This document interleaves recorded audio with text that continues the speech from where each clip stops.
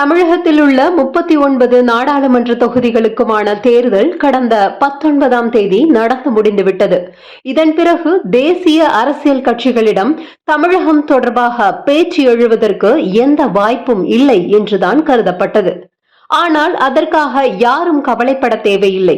இதோ நாங்கள் இருக்கிறோம் என்பதைப் போல தெலுங்கானா மாநில முதலமைச்சர் ரேவந்த் ரெட்டி, கர்நாடக முதலமைச்சர் சித்தராமையா, துணை முதலமைச்சர் டி.கே. சிவகுமார் மூவரும் தமிழகத்தில் ஆளும் கட்சியான திமுகவுக்கு குடைச்சலை கொடுக்கும் விதமாக மிக அண்மையில் சில சரவெடிகளை கொளுத்தி போட்டிருக்கின்றனர். வருகிற மே 13ஆம் தேதி தெலுங்கானாவில் உள்ள 17 மக்களவை தொகுதிகளுக்கும் ஒரே கட்டமாக வாக்குப்பதிவு நடைபெற உள்ளது.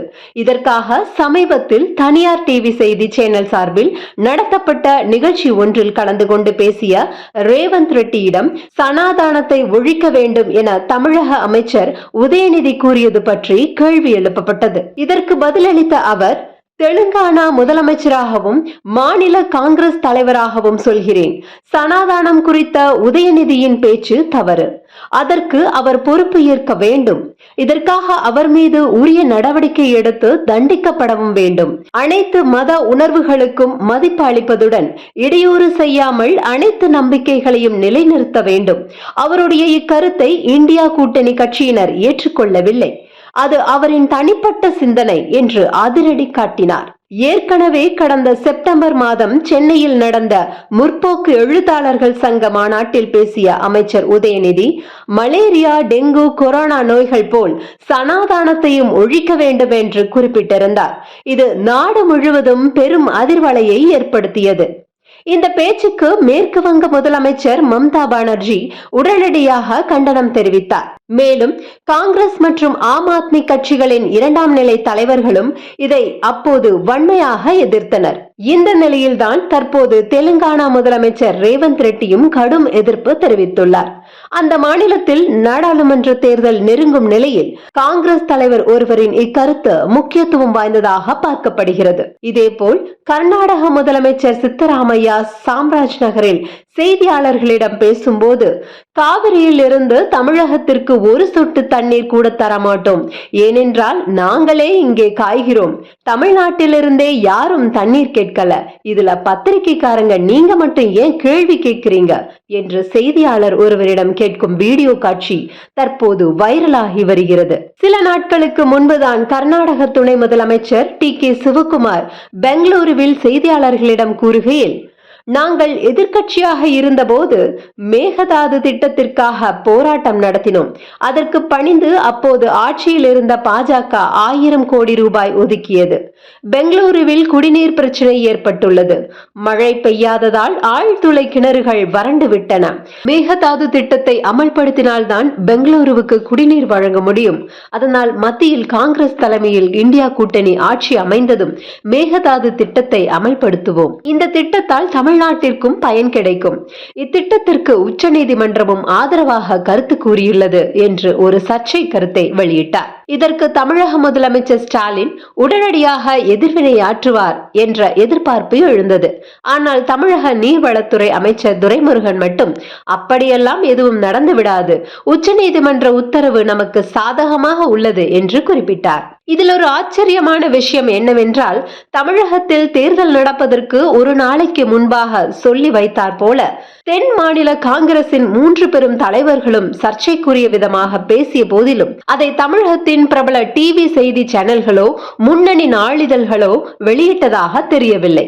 26 எதிர்க்கட்சிகள் அமைத்துள்ள இந்தியா கூட்டணியில் காங்கிரசும் திமுகவும் இருப்பதால் தமிழகத்தில் தேர்தல் நடக்கும் நாளன்று இது மிகப்பெரிய பேசு பொருளாக மாறினால் மாநிலத்தில் திமுக கூட்டணியை ஆதரித்து வாக்களிக்க நினைப்போரிடம் பெரும் தாக்கத்தை ஏற்படுத்தும்.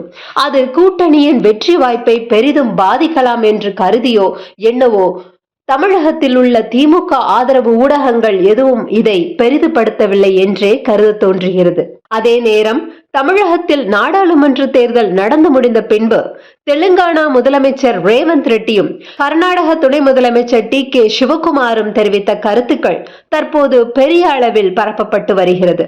தவிர காங்கிரசும் திட்டமிட்டு தற்போது இதை பூதாகாரமாக்குவது போல தெரிகிறது.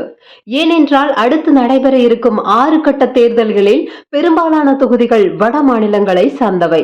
ஏற்கனவே கடந்த ஆண்டு இறுதியில் நடந்த ராஜஸ்தான், மத்திய பிரதேசம், சத்தீஸ்கர் மாநில சட்டப்பேரவை தேர்தல்களில் உதயநிதி பேசிய சனாதன ஒழிப்பு விவகாரத்தை தான் பாஜக தலைவர்கள் தங்களது பிரதான பிரச்சார ஆயுதமாக கையில் எடுத்தனர். இந்த 3 மாநிலங்களிலும் பாஜக அமோக வெற்றி பெற்றது.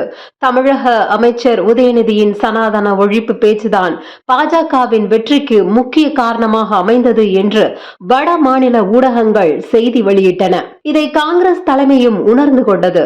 இதனால்தான் தமிழகத்தில் தேர்தல் நடந்து முடியும் வரை சனாதன ஒழிப்பு, மேகதாதுவில் அணை கட்டும் விவகாரங்களை காங்கிரஸ் தலைவர்கள் யாரும் கையில் எடுக்க கூடாது என்று கட்சியின் டெல்லி மேலிடம் கண்டிப்புடன் கூறிவிட்டது என்கிறார்கள். அதே நேரம் இப்போது தமிழகத்தில் தேர்தல் நடந்து முடிந்துவிட்டது.